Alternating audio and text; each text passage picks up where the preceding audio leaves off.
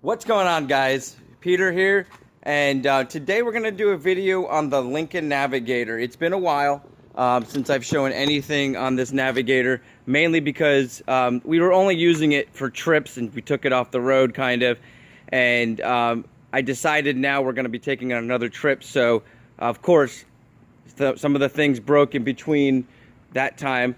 Also, if you didn't see the last video, my wife picked up a 2010 550i GT, which has 400 horsepower. It's twin turbo V8. Amazing car, has awesome features.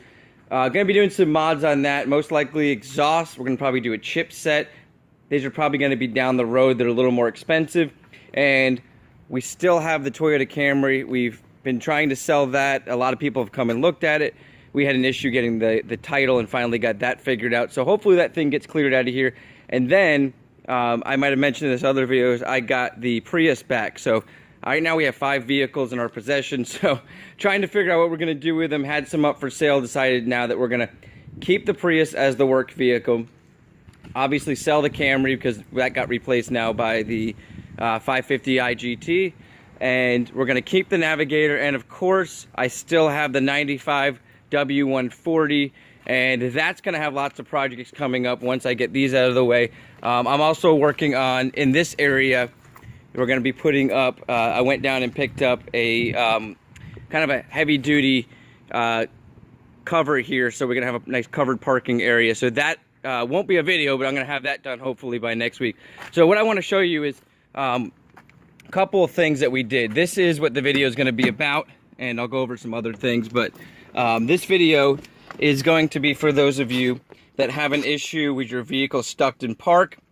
I found several videos on 2003, 2004 shifters, which is a 4-speed. This is the 6-speed automatic with the with your shifter right here, your power shifter right on the center console. And then I found videos on the 2008 models, which is a different style shifter as well.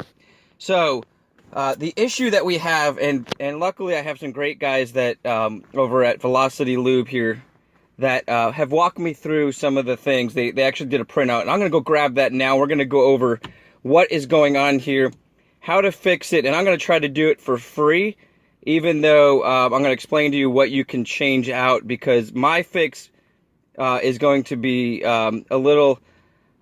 it's not going to be the perfect fix, but it's going to get the car working, and I'm going to show you, if you're stuck in a situation, how you can easily start your car up and move it. Alright, so I went ahead and backed the vehicle up a little bit because what I'm going to be doing is going to require me to take the battery out, and I was too close to my Mercedes. And I also went and grabbed this that Velocity was nice enough to print up for me to save me some money. And this shows you that there's a known issue when moisture ends up in this area here, which is called the bezel. Okay, so I'm going to probably clip in some shots of what I was playing around trying to get it working. So if you guys don't know, there's a few issues that could occur. You have basically your brake pedal, and you hear it click, will release the car out of park. There's a brake pedal release button down there that can go bad. It's a pretty inexpensive fix, so that could be your issue, and you'll know that because your brake lights won't work in most cases. So my brake lights work fine. So when I brought it up to Velocity, I had already taken this off here. Pretty simple to take this part off. I'm not going to show it in this video, but real quick, you're going to have to take this off first, which has a pin back here, and then this pops off. In fact, it's back on there, so I'll pop it up. And then underneath that, there's a couple of bolts here that's going to be on this piece here. Okay, so this is your cover here. All right, and so once you get those bolts off, you're going to have some clips that slide in right here, so you're going to have to pry those up.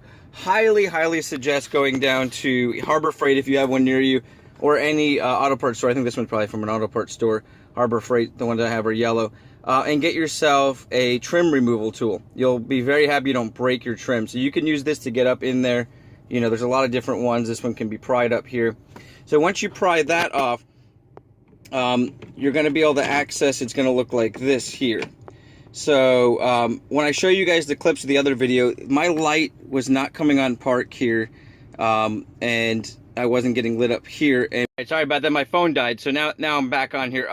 So basically, I wasn't getting the lights on here. So what I'm going to show you, this would have been on like this. Okay, in order to get this off, I used a flathead screwdriver and pushed into here and pried. There's two little clips that'll snap in. Okay, once you push those in, you can use the trim removal tool to pry up while you're pushing in on that. So you're basically using this tool up underneath like that, and then pressing in on those two tabs, and that will release. You'll get this side to pull up like so, and then on this other side here you have two more of those tabs on this side, and then you'll be able to pull that right out by pressing in with your flathead screwdriver.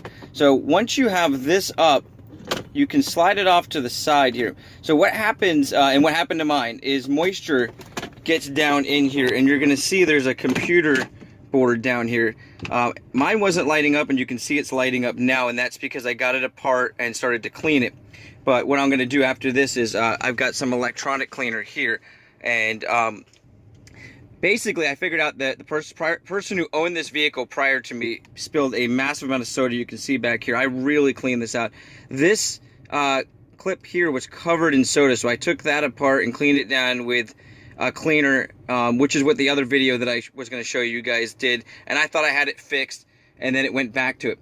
So if this part you can't get to right away and you're stuck, I'm going to show you that there is an override. So my override has been pulled out. It's a little plastic tab. So if this is on here, and you can stick a screwdriver down in there, flathead screwdriver, and that is going to allow you to put it into reverse neutral and drive without the computer system activating. So basically it's going to override that. So when you get this piece off, try to slide it out of the way as best I can, because we're not going to take this completely apart. You'll see under here there's that little thing there. So some people, when they have this issue, they don't want to spend on eBay, you're looking at $200 to $300 used for this whole component here, and then it's a 3-hour labor job. They'll just stick something down in there permanently, or you can take this off, this bezel, and press that down and kind of put something down in there to keep it pressed down, and that's your override. So what we're going to do is, so we don't have to take this whole shifter apart, we're going to slide this off to the side, and we're going to use our pry tool and pry this up and spray it with cleaner and get this cleaned out really well. Because just moments ago I wasn't even getting that light to turn on, and you can see it only goes when I go down into reverse or into park. So my goal is to get all this cleaned out with some carb cleaner, but I'm going to take the battery terminal off, my positive battery terminal, spray this all down, pry it up and spray it all down, let it dry, put it back together and see if it works. But I'm very happy with the results I got so far. So you can also purchase just the bezel for, I think I found it for $80 on eBay. So if you guys have any questions, this is the less expensive route. I am trying to repair what's here, and worst case scenario, I am going to modify something to press this down. I don't want to put any money into this unless I have to, because I've already put this nice cover on here, so I would basically be transferring that over anyways. And I feel like this started occurring probably because the soda got down in there and dried on some of the components, and if I can get that cleared off, I'm probably going to be fine. If some of you might have spilled something down there and fried the unit, that's when you probably have to change that out, and you're going to have to use that override. So I'm going to go ahead and do that now and come back. Alright, so I quickly wanted to show you how I'm able to get this pry bar under there. I started down here and kind of slid the pry bar down, and I'm able to use this cleaner and get all up in there. And this is CRC QD electronic cleaner. It's quick drying. You want to make sure you don't have any power going to the units that you're spraying, but it is definitely safe. I've used it on many electronics. So just wanted to show you guys that real quick. I'm going to let that dry out, and then we're going to rehook our battery up and test everything out. All right, guys, so got it back together, and it feels like it's functioning right. Like I said, this is not the permanent fix. So what I was able to do was clean out this computer board, which is the faulty issue. Just so you guys know, this was the piece that came out of here. From what I believe right now is only this LED and this LED are working, because they seem to come on every time, and then you lose the other ones. But it's functioning great. After testing it one time, when I put it back in park here, the light didn't come on, and then I hit my override button here and it came right back on. So like I said, this is not necessarily a permanent fix, because if there's an issue with this board underneath here from something spilling on it, and there's a short in a wire, or a wire came loose, any of that type of stuff on one of these boards, you're gonna see that issue come up time and time again. So hopefully this video helps you guys. I could not find anything on YouTube for 2005 and 2006 with the 6-speed shifter here, and because of Velocity, who gave me this sheet, and I'm going to focus on this because there are part numbers on here too. And basically, this sheet here says that you need to replace the floor shift bezel, which that is this unit here that is lighting up with the LED. They are available on eBay for about 80 bucks. I found one guy. That is the part number 6L7Z-7D443-A. Sorry, it went out of focus there. And hopefully this helps you guys, and you're not spending, you know, 1,200 bucks to replace this entire unit here. And a lot of people have done that, and now there's a lot less expensive ways you can fix it yourself. Or you can just go and hit the override button and somehow get that to stay compressed down all the time, and you never have to deal with this again. So hopefully this helps you guys out. I'm sure there's some way to hardwire that override too. If any of you guys are at all electronically and knowledgeable, I'm sure you can figure that out. But like I said, there is a couple other things that can go wrong. Also, there is some solenoids on the transmission that I've seen that can be issues. But most of the time when you're having this issue, it's going to be up in this bezel, or with the brake, the brake switch that goes bad. Thanks again, guys. Have a great day. My name's Peter. I really hope this helped you out. Like, subscribe, share.